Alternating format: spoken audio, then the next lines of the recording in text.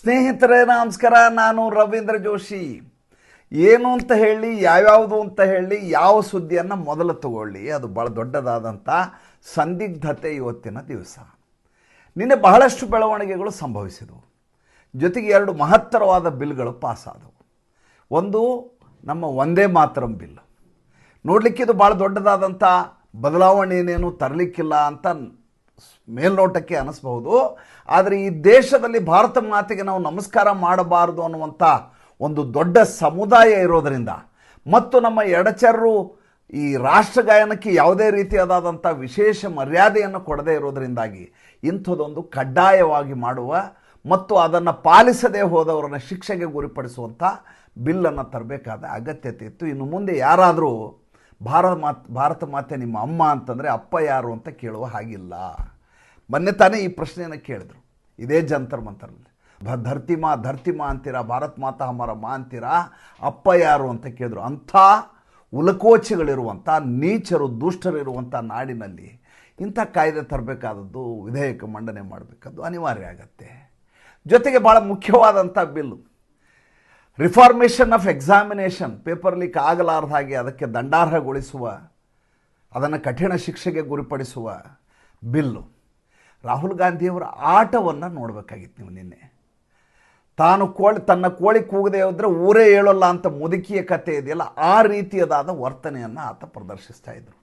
ಇವರು ಯಥಾ ಪ್ರಕಾರ ನಾಟಕ ಇದೆ. ಈತ ವಿದೇಶಕ್ಕೆ ಹೋದಾಗೂ ಆ ಮಾತು ಹೇಳ್ತಾರೆ. ಏನಂತಂದರೆ, ನನಗೆ ಮಾತಾಡಲಿಕ್ಕೆ ಅವಕಾಶ ಕೊಡೋದಿಲ್ಲ, ನಾನು ಮಾತಾಡುವ ಸಂದರ್ಭ ಬಂದ ಕೂಡ ಮೈಕನ್ನು ಆಫ್ ಮಾಡ್ತಾರೆ ಅಂತ. ನಿನ್ನೆ ಕೂಡ ಅದೇ ಗಿಮಿಕ್ಕನ್ನು ಮಾಡ್ಲಿಕ್ಕೆ ಹೋದ್ರು, ಸಿಗಾಕೊಂಡ್ಬಿಟ್ರು.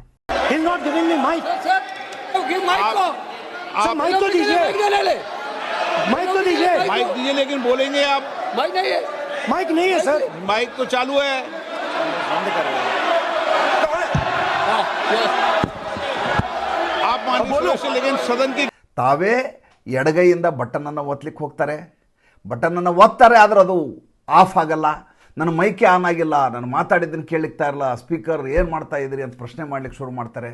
ಸ್ಪೀಕರ್ ಇದ್ದವ್ರು ನಗುತ್ತಾರೆ, ಹೇಳ್ತಾರೆ ಆನ್ ಆಗಿದೆ, ನೀವು ಮಾತಾಡೋದೆಲ್ಲ ನಮ್ಗೆ ಕೇಳಿಸ್ತಾ ಇದೆ, ಮಾತಾಡಲ್ವ ಅದನ್ನು ಹೇಳಿಬಿಡಿ ಅಂತಾರೆ. ಓಂ ಪ್ರಕಾಶ್ ಬಿರ್ಲಾ ತಮ್ಮ ಸಹನೆಯನ್ನು ಕಳ್ಕೊಂಡು ಈ ರೀತಿ ರಾಹುಲ್ ಗಾಂಧಿಗೆ ಹೇಳ್ತಾ ಇದ್ದಾರೆ ಅಂದರೆ ಯಾವ ಮಟ್ಟಿಗೆ ಈತ ಉಲಕೋಚಿತನ ಮಾಡ್ತಾನೆ ಅನ್ನೋದನ್ನು ಆಲೋಚನೆ ಮಾಡಬೇಕು. ಅದಾದಮೇಲೆ ನಿನ್ನೆಯ ಸಂಚಿಕೆಯಲ್ಲಿ ಹೇಳಿದೆ, ಈತ 3 ಜನರನ್ನು ಹೇಳ್ತಾನೆ ಜಂತರ್ ಮಂತರ್ನಲ್ಲಿದ್ದವ್ರನ್ನ. ನಿಮ್ಗೆ ಗೊತ್ತಿದೆ, ಸ್ಟೂಡೆಂಟ್ಸ್ ಇದ್ರಂತೆ. ಯಾವ ರೀತಿಯ ಸ್ಟೂಡೆಂಟ್ಸ್ ಇದ್ದರು ಅಂತ ನೀವು ಬೇಕಾದಷ್ಟು ರೀಲ್ಗಳಲ್ಲಿ ನೋಡಿದ್ದೀರಿ. ಯಾವ್ಯಾವ ಬ್ರಾಥಲ್ನಲ್ಲಿ ಓಡಾಡಿಕೊಂಡಿದ್ರು ಅವರಿಗೆ ಜೀನ್ಸ್ ಪ್ಯಾಂಟು ಟಿ ಶರ್ಟ್ ಹಾಕ್ಕೊಂಡು ಲಿಪ್ಸ್ಟಿಕ್ ಹಚ್ಚಿ ಅಲ್ಲಿ ಕರ್ಕೊಂಬಂದು ನಂಗಾನಾಚ್ ಮಾಡಿಸಿ ಅವ್ರ ಬಾಯಿಂದ ಮೋದಿ ಅವ್ರನ್ನ ಬಯಸಿದ್ರಲ್ಲ, ಅವರು ಇವ್ರ ಪಾಲಿಗೆ ಸ್ಟೂಡೆಂಟ್ಸು. ಅದಾದಮೇಲೆ ಈಡಿಯಟ್ಸ್ ಅಂತೆ. ಈಡಿಯಟ್ಸ್ ಯಾರು? ಗುಂಡು ಹೊಡಿಲಿಲ್ಲ ನೋಡಿ, ಇಷ್ಟೆಲ್ಲ ಅಪಸವ್ಯಗಳನ್ನು ಮಾಡಿದರು, ಇಷ್ಟೆಲ್ಲ ಅರಾಜಕತೆಯನ್ನು ಸೃಷ್ಟಿ ಮಾಡಿದರೂ ಕೂಡ ಅವ್ರ ಮೇಲೆ ಒಂದೇ ಒಂದು ಗುಂಡನ್ನು ಹೊಡೆಯಲಾರದೆ ಸಂಯಮವನ್ನು ಕಾಪಾಡಿಕೊಂಡು ಹೋದ್ರಲ್ಲ ನರೇಂದ್ರ ಮೋದಿ, ಅಮಿತ್ ಶಾ ಅವರ ಸರ್ಕಾರ, ಅದು ಇವರ ಪಾಲಿಗೆ ಈಡಿಯಟ್ಸ್ ಅಂತೆ. ಇನ್ನು ಇವರು ನಂಬಿಕೊಂಡು ಕೋಟ್ಯಾಂತರ ಜನ ಮತ ಹಾಕಿದಾರಲ್ಲ, ಆ ಕೋಟ್ಯಾಂತರ ಜನ ಮತ ಹಾಕಿದವರೆಲ್ಲ ಇವ್ರ ಪಾಲಿಗೆ ದೇಶಭಕ್ತರ ಅಲ್ಲಂತೆ, ಅವರೆಲ್ಲ ಅಂಧಭಕ್ತರಂತೆ. ಇದು ರಾಹುಲ್ ಗಾಂಧಿಯವರ ವ್ಯಾಖ್ಯಾನ. ನಿನ್ನೆ ಈತ ಪ್ರತಿ ಬಾರಿ ಒಂದು ಈ ರೀತಿಯ ಗಿಮಿಕ್ ಮಾಡ್ತಾರೆ. ಒಂದು ಸಲ ಗೌತಮ್ ಅದಾನಿ ಮೋದಿಯವರು ಫೋಟೋ ಹಿಡ್ಕೊಂಬರ್ತಾರೆ, ಒಂದು ದಿವಸ ಶಿವನ ಫೋಟೋ ಹಿಡ್ಕೊಂಬರ್ತಾರೆ, ಮತ್ತೊಂದು ಸಲ ಒಟ್ಟು ಒಂದಿಲ್ಲೊಂದು ಗಿಮಿಕ್ ಮಾಡ್ತಾ ತಾನೇ ಸೆಂಟ್ರ್ ಸ್ಟೇಜ್ ಆಗಬೇಕು ಅನ್ನುವಂಥ ಹಪಾಹಪಿ ಇರ್ತದೆ.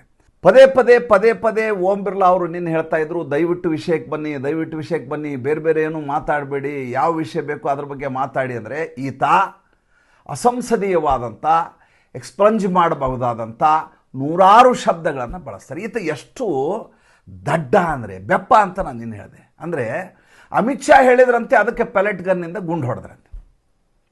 ಮೊದಲೇದಾಗಿ ಗುಂಡು ಹೊಡಿಬೇಕಾದಂಥ ಸನ್ನಿವೇಶ ಅದು. ಯಾವಾಗ ನೀವು ಅನುಮತಿಯನ್ನು ಪಡೆದಿಲ್ವೋ, ನಿಮ್ಮ ವ್ಯಾಪ್ತಿ ಇದ್ದದ್ದು ಜಂತರ್ ಮಂತರ್ಗೆ, ನೀವು ಬ್ಯಾರಿಕೇಡನ್ನು ಮುರಿದು ಅರಾಜಕತೆ ಸೃಷ್ಟಿ ಮಾಡಲಿಕ್ಕೆ ಈ ದೇಶದ ಜನಪ್ರತಿನಿಧಿಗಳ ಕಲಾಪ ನಡೀತಾ ಇರೋ ಸಂಸತ್ತಿಗೆ ಮುತ್ತಿಗೆ ಹಾಕ್ತೀನಿ ಅಂತ ಹೇಳ್ತೀರಿ. ಸಂಸತ್ ಒಳಗೆ ಹೋದ್ಮೇಲೆ ನೀವೇನು ಮಾಡ್ತೀರಿ ಗೊತ್ತಿಲ್ಲ. ಮೊದಲೇದಾಗಲಿ ಹೋಗೋ ಹಾಗಿಲ್ಲ, ಸೂಕ್ಷ್ಮ ವಲಯ. ಹೋಗ್ತಾ ಇರುವಂಥ ಅರಾಜಕತೆ ಸೃಷ್ಟಿ ಮಾಡುವ ಜನರನ್ನು ಆರತಿ ಮಾಡಿ ಹಾರ ಹಾಕ್ಲಿಕ್ಕಾಗತ್ತ ಸ್ವಾಮಿ? ಗುಂಡು ಹೊಡಿಬೇಕು ತಾನೆ. ಗುಂಡು ಹೊಡಿಲಿಕ್ಕೆ ಇವರಿಗೆ ಆದೇಶ ಮಾಡಿದ್ದು ಅಮಿತ್ ಶಾ. ಅಮಿತ್ ಶಾ ಅವರು ಆದೇಶ ಮಾಡಿದರು. ಅವರ ಕಾನ್ವಾಯ್ ಹೋಗ್ತಾ ಇತ್ತು, 30 ಕಾರುಗಳ ಕಾನ್ವಾಯ್ನಲ್ಲಿ ಅವರು ಹೋಗ್ತಾ ಇದ್ದರು. ಅವರೇ ಆದೇಶ ಮಾಡಿದರು, ಅದಕ್ಕೆ ಪೊಲೀಸರು ಗುಂಡು ಹೊಡೆದ್ರು. ಈತ ಪ್ರಧಾನಿ ಆಗಬೇಕು ಅಂತ ಆಸೆ ಪಡ್ತಾ ಇರುವಂಥ ಹಗಲುಗನಸು ಕಾಣ್ತಾ ಇರುವಂಥ ಬೆಪ್ಪ. ಒಂದು ಶೂಟಿಂಗ್ ಆರ್ಡರ್ ಮಾಡಬೇಕಂದ್ರೆ ಡಿಸ್ಟ್ರಿಕ್ಟ್ ಮ್ಯಾಜಿಸ್ಟ್ರೇಟ್ ಮಾಡ್ತಾರೆ, ಇಲ್ಲ ಅದಕ್ಕೆ ಸಮಾನಾಂತರ ಹುದ್ದೆಯಲ್ಲಿರುವಂಥ ಸೂಪರ್ಡೆಂಟ್ ಆಫ್ ಪೊಲೀಸು, ಕಮಿಷನರು, ಆ ರ್ಯಾಂಕಿನವರು ಆರ್ಡರ್ ಮಾಡ್ತಾರೆ. ಯಾವಾಗ ಪರಿಸ್ಥಿತಿ ಕೈ ಮೀರಿ ಹೋಗುತ್ತೋ ಅಂಥ ಸಂದರ್ಭದಲ್ಲಿ ಈ ರೀತಿಯಾದ ಆರ್ಡರ್ ಮಾಡ್ತಾರೆ. ಆದರೆ ರಾಹುಲ್ ಗಾಂಧಿಗೆ ಅದು ಗೊತ್ತಿಲ್ಲ, ಮಿನಿಸ್ಟ್ರ್ ಹೇಳಿ ಆರ್ಡರ್ ಮಾಡಿ ಗುಂಡು ಹೊಡೆಸಬಹುದು ಅಂತ ಈತ ಮಾತಾಡ್ತಾರೆ. ಅಷ್ಟೇ ಅಲ್ಲ, ಎಲ್ಲಿ ಸಿಕ್ಕಾಕೊಂಡ್ಬಿಡ್ತೀನೋ ಅಂತ ಇವತ್ತು ಮೋದಿಯವರು ಬಂದಿಲ್ಲ, ಅಮಿತ್ ಶಾನೂ ಬಂದಿಲ್ಲ. ಅಮಿತ್ ಶಾ ನನ್ನ ನೋಡಿದ ತಕ್ಷಣ ಗಡಗಡ ಗಡಗಡ ನಡಗಲಿಕ್ಕೆ ಶುರು ಮಾಡಿದರು, ಕಂಪಿಸ್ಲಿಕ್ಕೆ ಶುರು ಮಾಡಿದರು, ಹೆದರ್ಕೊಂಡ್ಬಿಟ್ಟಿದ್ದಾರೆ, ನನ್ನನ್ನು ಫೇಸ್ ಮಾಡಲಿಕ್ಕೆ ಆಗ್ತಾ ಇಲ್ಲ. ಈ ರೀತಿ ಪುಂಖಾನುಪುಂಖವಾಗಿ ತನಗೇನೇನು ಇಷ್ಟ ಬರುತ್ತೋ ಎಲ್ಲ 12:30 55 ನಿಮಿಷಗಳ ಕಾಲ ಈತ ಮಾತಾಡ್ದ. ಆ ಮಾತಾಡಿದ್ರಲ್ಲಿ ಕೇವಲ 15 ನಿಮಿಷ ಮಾತ್ರ ಸಂಬಂಧಪಟ್ಟ ವಿಚಾರ ಅಲ್ಲ, ರಾಜಕೀಯವನ್ನು ಮಾತಾಡಿದ್ರು. ನಿನ್ನ ಆತನ ಸೋದರಿ ಪಿಂಕಿ ನಿನ್ನೆ ತಾನೇ IITಯ ಮಡ್ರಾಸ್ IITಯ ಪ್ರೊಫೆಸರ್ಗೆ ಗೋಮೂತ್ರ ವಿಶೇಷಜ್ಞ ಅಂತ ಹೇಳಿದ್ರು. ಗೋಮೂತ್ರದ ವಿಶೇಷತೆ ಏನು, ಅದರಲ್ಲಿರುವಂಥ ಆ್ಯಂಟಿವೈರಲ್ ಆ್ಯಂಟಿಬ್ಯಾಕ್ಟೀರಿಯಲ್ ಪ್ರಾಪರ್ಟೀಸ್ ಏನು ಅನ್ನೋದು ತನಗೆ ಗೊತ್ತಿಲ್ಲ ಅನ್ನುವಂಥ ಕಾರಣಕ್ಕೋಸ್ಕರ ಒಬ್ಬ ವಿಜ್ಞಾನಿಯನ್ನೇ ಈ ರೀತಿ ತುಚ್ಛೀಕರಿಸಿಬಿಟ್ರೆ ಇವರು ಈ ದೇಶವನ್ನು ಆಳ್ಲಿಕ್ಕೆ ಬರೋದು ಅಂದರೆ ಯಾವ ರೀತಿ? ಇದಾದಮೇಲೆ ಮಜಾ ಆಯಿತು. ಏನಾಯಿತು ಅಂದರೆ, ಇದಾದಮೇಲೆ ಲಂಚ್ ಬ್ರೇಕ್ ಆಯಿತು, ಅದಾದಮೇಲೆ ಮತ್ತೆ ಸಭೆಗೆ ಶುರುವಾಗುತ್ತೆ. ಜಿತೇಂದ್ರ ಸಿಂಗ್ ಈ ಬಿಲ್ಲನ್ನು ಮಂಡನೆ ಮಾಡಿದರು. ಬಿಲ್ 2 ಪಾಸ್ ಆಗಲೇಬೇಕು ಅನ್ನೋದು ಖಚಿತವಾಗಿತ್ತು ಮತ್ತು ಹಾಗೆ ಆಗ್ತದೆ ಅಂತ ಗೊತ್ತಿತ್ತು. ಜಿತೇಂದ್ರ ಸಿಂಗ್ ಮಾತಾಡ್ಲಿಕ್ಕೆ ಶುರು ಮಾಡಿದರು. ಅವರೇ ಬಿಲ್ಲನ್ನು ಪೆಂಡ್ ಮಾಡಿದ್ದು. ನೀವು ನಂಬಲಿಕ್ಕೆ ಸಾಧ್ಯ ಇಲ್ಲ, 20 ನಿಮಿಷದಲ್ಲಿ ಧ್ವನಿಮತದ ಮೂಲಕ ಅಂಗೀಕಾರ ಮಾಡಿ 2 ಬಿಲ್ಲನ್ನು ಪಾಸ್ ಮಾಡಾಯಿತು. ಸಂಸತ್ನಲ್ಲಿ, ಲೋಕಸಭೆಯಲ್ಲಿ ಬಿಲ್ ಪಾಸ್ ಆಗಿಬಿಟ್ಟಿದೆ. ರಾಜ್ಯಸಭೆಯಲ್ಲಿ ಪಾಸ್ ಆಗುವ ಪ್ರಶ್ನೆಯೇ ಇಲ್ಲ. ಸಮಸ್ಯೆ ಬಂದದ್ದು ರಾಹುಲ್ ಗಾಂಧಿಗೆ. ಏನು ಇಷ್ಟು ಸುಲಭವಾಗಿ ಎಲ್ಲ ಆಗಿಬಿಡ್ತಾವಲ್ಲ. ಧರ್ಮೇಂದ್ರ ಪ್ರಧಾನ್ ರಾಜೀನಾಮೆ ತೆಗೆದ್ಮೇಲೆ ಇಡೀ ವ್ಯವಸ್ಥೆಯನ್ನು ನಾನು ಬದಲಿ ಮಾಡ್ತೀನಿ ಅನ್ನುವಂಥ ಕಲ್ಪನೆಯಲ್ಲಿದ್ದರು. ಈ ಬಾರಿ ಸಂಸತ್ ಅಧಿವೇಶನದ ಸಂದರ್ಭದಲ್ಲಿ ತೀರಾ ಅಂದರೆ ತೀರಾ ಇವರು ಮಾನಸಿಕವಾಗಿ ಕುಗ್ಗಿ ಹೋಗಿರುತ್ತೆ ಸರ್ಕಾರ, ಇವ್ರನ್ನ ಎದುರಿಸೋದು ಭಾಳ ಸುಲಭ ಅನ್ನುವಂಥ ಕಲ್ಪನೆಯಲ್ಲಿದ್ದರು. 2024 ಚುನಾವಣೆ ಆದಮೇಲೂ ಅದೇ ಮಾತನ್ನು ಆತ ಹೇಳ್ತಾ ಇದ್ದದ್ದು. ಏನಂತಂದರೆ, we have emotionally destructed Narendra Modi ಅವರು ಸಂಪೂರ್ಣವಾಗಿ ನೈತಿಕವಾಗಿ ಕುಸಿದು ಹೋಗುವ ಹಾಗೆ ಮಾಡಿದ್ದೀವಿ, ಮಾನಸಿಕವಾಗಿ ಕುಸಿದು ಬಂದು ಸಂಸತ್ತಿನಲ್ಲಿ ಕೂತಿರಬಾರ್ದು. ನೋಡಿದರೆ ಬಹುಮತ ಇಲ್ಲಾರ್ದಂಥ ನರೇಂದ್ರ ಮೋದಿ ವಕ್ಫ್ ಕಾಯ್ದೆ ಅಂತ ಹಿಡಿದು ಎಲ್ಲವನ್ನೂ ಪಾಸ್ ಮಾಡಿಸ್ತಾ ಇದ್ದಾರೆ, ಒಂದೂ ಕೂಡ ನಿಲ್ತಾ ಇಲ್ಲ. ಯಾವುದು ಅರಾಜಕತೆ ಆಗತ್ತೆ, ಯಾವುದು ಗೃಹ ಯುದ್ಧ ಆಗತ್ತೆ, ಯಾವುದು ಸಿವಿಲ್ ವಾರ್ಗೆ ಕಾರಣೀಭೂತ ಆಗತ್ತೆ ಅಂತ ಎಲ್ಲರೂ ಅಂದ್ಕೊಂಡಿದ್ರು. ಅದು ಯಾವುದೂ ಆಗಲಾರ್ದೆ ಎಲ್ಲವೂ ಕ್ಲಿಯರ್ ಆಗಿ ಪಾಸಾಗಿ ಹೋಗ್ತಾ ಇದ್ದಾವೆ. ಎಂಥ ವಿಚಿತ್ರ ಸನ್ನಿವೇಶದಲ್ಲಿ ಈತ ಸಿಕ್ಕಾಕೊಂಡಿದ್ದಾರೆ ಅನ್ನೋದನ್ನು ನೋಡಿ. ಇದಾದಮೇಲೆ ಈ ಮನುಷ್ಯ ಏನು ಮಾಡ್ತಾರೆ ಅಂದರೆ, ಅದಕ್ಕಿಂತ ಮುಂಚೆ ಈ ಅಖಿಲೇಶ್ ಯಾದವ್ ಈತರು ಒಂದಷ್ಟು ಏನಾರು ಹೇಳಬೇಕಲ್ವ ಸಂಸತ್ನಲ್ಲಿ. ರಾಹುಲ್ ಗಾಂಧಿ ಹೇಳಿದ್ಮೇಲೆ ತಂದೇನು ಕಡಿಮೆ ಅಂತ ಆತ ರಾಹುಲ್ ಗಾಂಧಿ ಜೊತೆ ತನ್ನ ಕಂಪೇರ್ ಮಾಡ್ಕೋತಾರೆ. ಯಾಕಂದರೆ ಈಗ ಚುನಾವಣೆ ಇರೋದು ಉತ್ತರ ಪ್ರದೇಶದಲ್ಲಿ, ಪೊಲೀಸರು ಆ ದಬ್ಬಾಳಿಕೆ ಸಿಕ್ಕಾಪಟ್ಟೆ ಇತ್ತು, ಅವರು ಕೈಯಲ್ಲಿ ಹಿಡಿದುವಂಥ ದಂಡದಲ್ಲಿ ಕರೆಂಟ್ ಇತ್ತು ಅಂತ. ಏನಾದರೂ ವೈಜ್ಞಾನಿಕ ಹಿನ್ನೆಲೆ ಇದೆಯಾ? ಬಾಯಿಗೆ ಬಂದಂಗೆ ಮಾತಾಡಿಬಿಟ್ರೆ ಹೆಂಗಾಗತ್ತೆ ಇದು? ಇದ್ರ ಮಧ್ಯೆ ಡಿಂಪಲ್ ಯಾದವ್ ಜೋಹರ್ ಯೂನಿವರ್ಸಿಟಿಯನ್ನು ಕೆಡವುತ್ತಾ ಇದ್ದಾರೆ. ಏನು ಅರ್ಥ ಇದು? ಏನು ವಿಚಿತ್ರ ಅಂದರೆ, ಆ ಜೋಹರ್ ಬಗ್ಗೆ ಇವ್ರಿಗೇನು ಕಲ್ಪನೆ ಕೂಡ ಇಲ್ಲ. ಮೌಲಾನಾ ಜೋಹರ್ ಯಾರು? ಮೌಲಾನಾ ಮೊಹಮ್ಮದ್ ಅಲಿ ಜೌಹರ್ ಅಂತೇಳಿ. ಈತ ಮುಸ್ಲಿಂ ಲೀಗ್ನ ಸಂಸ್ಥಾಪಕ. ಇದನ್ನು ಮಾಡಿದ್ದು ಆಜಮ್ ಖಾನ್ ಉತ್ತರ ಪ್ರದೇಶದಲ್ಲಿ. ಇಡೀ ಸರ್ಕಾರಿ ಜಮೀನು, ಬಡವರ ಜಮೀನು ಎಲ್ಲ ಒಕ್ಕಲೆಬ್ಬಿಸಿ ಅವ್ರ ಮನೆಗಳನ್ನು ಕೆಡವಿ 100 ಎಕರೆಯಲ್ಲಿ ಜೋಹರ್ ಯೂನಿವರ್ಸಿಟಿ ಮಾಡಿದ್ದ. ಹೆಸರಿಟ್ಟದ್ದು ಮೌಲಾನಾ ಮೊಹಮ್ಮದ್ ಅಲಿ ಜೋಹರ್ ಹೆಸರಿಗೆ. ಶೌಕತ್ ಅಲಿ ಮೊಹಮ್ಮದ್ ಅಲಿ ಅಂತ ಇಬ್ರಾಣ ತಮ್ಮ. ಈತ ಮುಸ್ಲಿಂ ಲೀಗ್ನ ಅಧ್ಯಕ್ಷ ಅನ್ನುವಂಥ ಕಾರಣಕ್ಕೋಸ್ಕರ ಗಾಂಧಿ ಈತನನ್ನು ಖುಷಿಪಡಿಸಬೇಕು, ಸಂಸ್ಥಾಪಕ ಖುಷಿಪಡಿಸ್ಬೇಕು ಅಂತ ಕಾಂಗ್ರೆಸ್ಸಿನ ಅಧ್ಯಕ್ಷನ ಮಾಡ್ತಾರೆ. ಮಜಾ ನೋಡಿ ಹೇಗಿದೆ. ಇವರು ಮಜಾಗಿ ಕೇಳ್ಬೇಕು ನೀವು. ಮೊದಲೇ ಯುದ್ಧ ಆಯ್ತಲ್ಲ, ಜಾಗತಿಕ ಯುದ್ಧ. ಆವಾಗ ಜರ್ಮನಿ ಟರ್ಕಿಯನ್ನು ಸೋಲಿಸತ್ತೆ. ಆ ಸಂದರ್ಭದಲ್ಲಿ ಟರ್ಕಿಯಲ್ಲಿ ಖಲೀಫಾ ಇರ್ತಾನೆ. ಖಲೀಫಾನನ್ನು ಕಮಾಲ್ ಕೆಳಗಡೆ ಇಳಿಸಿದ ಸಂದರ್ಭದಲ್ಲಿ, ಈ ಖಲೀಫಾ ಅಂದರೆ ಹೆಂಗೆ ಅಂದರೆ, ಈತ ಧಾರ್ಮಿಕ ನಾಯಕ ಪ್ಲಸ್ ಆಡಳಿತದ ನಾಯಕ. ಹೇಗೆ ಇರಾನ್ನಲ್ಲಿದೆಯೋ ಮೊಜ್ತಬಾ ಹೇಗಿದಾನೋ ಆ ರೀತಿ ಇದು. ಅಯತುಲ್ಲಾ ಖೊಮೇನಿ ಇದ್ನಲ್ಲ, ಆ ರೀತಿ ಧಾರ್ಮಿಕ ನಾಯಕನೂ ಅವನೇ, ಜೊತೆಗೆ ಅಲ್ಲಿಯ ಆಡಳಿತಾತ್ಮಕ ನಾಯಕ. ಅದು ಖಲೀಫಾ ಅಂತಾರೆ ಅದಕ್ಕೆ. ಅಲ್ಲಿ ಖಲೀಫಾನನ್ನು ಇಳಿಸಲಾಗತ್ತೆ. ಕಮಾಲ್ ಪಾಷಾ ಇಳಿಸ್ತಾನ. ಅವನ್ನ ಇಳಿಸಿದ ಕೂಡಲೇ ಭಾರತದಲ್ಲಿ ಈ ಜೋಹರ್ ಇದ್ದವನು, ಭಾರತದ ಮುಸಲ್ಮಾನರು ಟರ್ಕಿಯಲ್ಲಿ ಮತ್ತೆ ಖಲೀಫಾನ ಆಡಳಿತ ಬರಬೇಕು ಅಂತ ಭಾರತದಲ್ಲಿ ಸತ್ಯಾಗ್ರಹ. ಎಲ್ಲಿ ಆದರೂ ಈ ರೀತಿ ಕೇಳಿರನ್ರಿ ನೀವು. ಈಗ ಹೇಗಿದೆ ಇದು ಅಂದರೆ, ಭಾರತದಲ್ಲಿ ಸೋನಿಯಾ ಗಾಂಧಿ ಪ್ರಧಾನಮಂತ್ರಿ ಆಗಬೇಕು ಅಂತ ಇಟಲಿಯಲ್ಲಿ ಪ್ರೊಟೆಸ್ಟ್ ಮಾಡೋದು, ಅಲ್ಲಿಯ ಜನ ಇಟಾಲಿಯನ್ಸು ಭಾರತದಲ್ಲಿ ಸೋನಿಯಾ ಗಾಂಧಿನ ನೀವು ಪ್ರಧಾನಮಂತ್ರಿ ಮಾಡಿ ಅಂತ ಹೋರಾಟ. ಹಾಗೆ ಟರ್ಕಿಯಲ್ಲಿ ಖಲೀಫಾನನ್ನು ವಾಪಸ್ ತರಬೇಕು ಅಂತ ಓಡಿಸಿದವನನ್ನು ಭಾರತದ ಮುಸಲ್ಮಾನರು ಖಿಲಾಫತ್ ಚಳವಳಿ ಮಾಡ್ತಾರೆ. ಇದಕ್ಕೆ ಗಾಂಧಿ ಪ್ರೇರಣೆ, ಇದಕ್ಕೆ ಈ ಜೋಹರ್ನ ದೊಡ್ಡ ಪಹುತ ಮಹಾತ್ಮ ಅಂಥೇಳಿ ಬಿಂಬಿಸಿ ಆಜಮ್ ಖಾನ್ ಯೂನಿವರ್ಸಿಟಿ ಮಾಡ್ತಾರೆ. ಅದನ್ನ ಇಲ್ಲಿ ಚರ್ಚೆಗೆ ತರ್ತಾರೆ. ಇದು ಹೋಗಲಿ, ಇದನ್ನು ಒಂದು ಸೈಡ್ಗೆ ಇಡೋಣ. ಇವತ್ತೊಂದು ಹೊಸ ಗಿಮಿಕ್ಕನ್ನು ಮಾಡಿದರು. ಈಗ ಡಿಂಪಲ್ ಅದು ಸ್ವಲ್ಪ ಆ್ಯಕ್ಟಿವ್ ಆಗಿಬಿಟ್ಟಿದ್ದಾರೆ. ನೀವು ಇಷ್ಟು ದಿವಸ ಮಾತಾಡೋದನ್ನು ನೋಡಿರಲಿಲ್ಲ. ಅವರು ಈ ಅಖಿಲೇಶ್ ಯಾದವ್ನ ಪತ್ನಿ, ಆಕೆ ಒಂದು ಹುಂಡಿ ಹಿಡ್ಕೊಂಡ್ಬಂದಿದ್ರು. ಅದರ ಇದು ಏನು, ಇವರ ತಾತ್ಪರ್ಯ ಏನು ಅಂದರೆ, ಅಲ್ಲಿ ಅಯೋಧ್ಯೆಯಲ್ಲಿ ಹುಂಡಿ ಚೋರಿಯಾಗಿದೆ, ಹರಕೆಗೆ ಹಾಕಿದಂಥ ದುಡ್ಡು ಎಲ್ಲ ಚೋರಿಯಾಗಿದೆ. ಅದಕ್ಕೆ ನಾವಿಲ್ಲಿ ಹುಂಡಿಯನ್ನು ಹಿಡ್ಕೊಂಬಂದು ಎಲ್ಲ ಸಂಸತ್ ಸದಸ್ಯರೆದುರು ಹಿಡ್ಕೊಳ್ದು ಅವ್ರು ಅದ್ರಲ್ಲಿ ದುಡ್ಡು ಹಾಕೋದು. ಆ ದುಡ್ಡು ತೊಗೊಂಡು ಎಲ್ಲಿಗೆ ಹೋಗ್ತೀರಿ ಅಂದರೆ ನಿಮಗೆ ಮೇಲಿನ ಭಾಗ ಅನ್ನೋದು ಇಲ್ಲವೇ ಇಲ್ಲ ಅನ್ನೋದಕ್ಕೆ ಸಾಬೀತುಪಡಿಸುವಂಥ ಉದಾಹರಣೆಗಳು. ಇನ್ನು ಒಂದು ಮುಸಲ್ಮಾನ ಕುಟುಂಬಕ್ಕೆ ರಾಹುಲ್ ಗಾಂಧಿ ಅವರು ಹೋಗ್ತಾರೆ. ಹೋಗಿ ಅವ್ರ ಕಷ್ಟ ಸುಖ ಕೇಳ್ತಾರೆ. ಆತ ಹೇಳ್ತಾರೆ, ನಾನು ದಿನಕ್ಕೆ 500 ರೂಪಾಯಿ ಸಂಪಾದನೆ ನಂದು, ನನ್ನ ಜೀವನ ಮಾಡೋದು ಭಾಳ ಕಷ್ಟ ಇದೆ, ನರೇಂದ್ರ ಮೋದಿ ಸರ್ಕಾರದಲ್ಲಿ ಬದುಕಲಿಕ್ಕೆ ಆಗೋದಿಲ್ಲ. ಇವತ್ತು ವೈರಲ್ ಆಗಿರುವಂಥ ವಿಡಿಯೋ ಅದು ಎಲ್ಲ ಕಡೆ. ಅಖಿಲೇಶ್ ಯಾದವ್ ಗೊತ್ತಾಗೋಯ್ತು. ಅಖಿಲೇಶ್ ಯಾದವ್ ಗೊತ್ತಾದ ತಕ್ಷಣ ಆತ ಎಲ್ಲಿ ಹೋದ ಹೇಳಿ, ನೇರವಾಗಿ ಹೋಗಿ ಜುನೇದ್ ಇದ್ದಲ್ಲ, ಮೊಹಮ್ಮದ್ ಜುನೇದ್, ಈ ಊಟ ಬಡಿಸ್ತಿದ್ನಲ್ಲ, ದುಡ್ಡು ಇರಲಾರ್ದ ವ್ಯಕ್ತಿ, ಪ್ರತಿ ದಿವಸ 10-15 ಲಕ್ಷ ರೂಪಾಯಿಗಳ ಫುಡ್ಡನ್ನು ಜಂತರ್ ಮಂತರ್ಲಿ ವಿತರಿಸ್ತಾ ಇದ್ದ. ವಿತರಿಸಿದ ವ್ಯಕ್ತಿಯನ್ನು ಮೂಲಿಗುಂಪು ಮಾಡಿದ್ರು ಅವರು, ಕಾಕ್ರೋಚ್ ಪಾರ್ಟಿಯವರು. ಈತ ಅಖಿಲೇಶ್ ಯಾದವ್ ಆತನ ಮನೆಗೆ ಹೋಗ್ತಾರೆ. ಆತನಿಗೆ ಸ್ವಾಂತವನ್ನ ಹೇಳಲಿಕ್ಕೆ ಹೋಗ್ತಾರೆ. ಎಂಥ ವಿಚಿತ್ರ ರಾಜಕಾರಣಿಗಳಿಲ್ಲಿದ್ದಾರೆ. ಇನ್ನು ಬನ್ನಿ, ತೇಜಸ್ವಿ ಯಾದವ್ ಒಂದು ಮಾತನ್ನು ಹೇಳ್ತಾರೆ ಇವತ್ತು ಬಿಹಾರದಲ್ಲಿ. ಏನಂತ ಹೇಳ್ತಾರೆ ಅಂದರೆ, ಇದೇ ರೀತಿಯಾಗಿ ವಿದ್ಯಾರ್ಥಿಗಳು ಪ್ರತಿಭಟನೆ ನಡೆಸಬೇಕು. ಹಿಂದೆ JP ಆಂದೋಲನದಲ್ಲಿ ಯಾರ್ಯಾರು ಹೋರಾಟ ಮಾಡಿದ್ರು ಅವ್ರಿಗೆ ಹೆಂಗೆ ಮಾಸಾಶನವನ್ನು ಕೊಡಲಾಯಿತು, ಅದೇ ರೀತಿ ಯಾರು ಈಗ ಸಾರ್ವಜನಿಕ ಆಸ್ತಿ ಪಾಸ್ತಿ ಲೂಟಿ ಮಾಡ್ತಾರೋ, ಯಾರ್ಯಾರು ಪ್ರತಿಭಟನೆ ನಡೆಸ್ತಾರೋ, ವಿದ್ಯಾರ್ಥಿಗಳು ಯಾರ್ಯಾರು ಗಲಾಟೆ ಮಾಡ್ತಿರೋ ಅವ್ರಿಗೆಲ್ಲ ನನ್ನ ಸರ್ಕಾರ ಬಂದಾಗ ನಿಮಗೆ ನಾನು ಪಿಂಚಣಿಯನ್ನು ಕೊಡ್ತೀನಿ, ಮಾಸಾಶನವನ್ನು ಕೊಡ್ತೀನಿ. 25 ಸೀಟಿಗೆ ತಂದು ನಿಲ್ಲಿಸಿದ್ದಾರೆ ಈತನನ್ನು. ಲಾಲು ಯಾದವ್ ಕುಟುಂಬ ಎಲ್ಲಿಗೆ ಬಂದು ಕೂತಿದೆ ಅಂದರೆ, ಇಡೀ ಬಿಹಾರದಲ್ಲಿ ಇವರ ಒಟ್ಟು ಶಾಸಕರ ಸಂಖ್ಯೆ 25ಕ್ಕೆ ತಂದು ನಿಲ್ಲಿಸಿದ್ದಾರೆ. ಈತ ಈ ಜನ್ಮದಲ್ಲಿ ರಾಜಕಾರಣ ಮಾಡಲಿಕ್ಕೆ 9th ಕ್ಲಾಸ್ ಫೇಲು.